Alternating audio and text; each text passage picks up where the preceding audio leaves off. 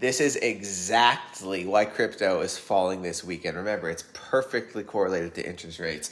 So in yellow, we see Bitcoin's price responding to the Federal Reserve's terminal interest rate. So at the beginning of 2023, the interest rate spiked up, right? And in response to that, Bitcoin crashed down to 20K. But then the interest rate crashed and Bitcoin went from 20K to 30K. That is the power of crypto and how responsive it is to down moves in the Federal Reserve's interest rate. Well, now it's starting to tick back up because inflation is ticking back up. And in response to this, Bitcoin crashed from 30K down to 27K. So there's no mystery to this. This is exactly what is happening. The real question to understanding crypto is, when will this white line finally fall? When can the Federal Reserve finally lower interest rates? Because right now it is strangling the economy. Let's take a look. U.S. commercial bank deposits.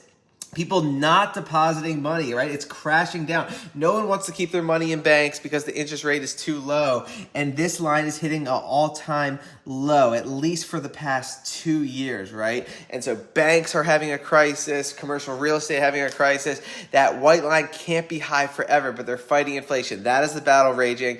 Obviously, short term, we stay on top of the long-term fundamentals of these assets. So does Tesla. Tesla keeps $184 million Bitcoin stash despite 20% net income drop. So Tesla has diamond hands, over $100 million worth of Bitcoin refusing to sell. Telegram wallet users can buy, withdraw, and exchange Bitcoin. This is the future of social media. They're all going to be crypto exchanges because crypto is the money of the internet, right?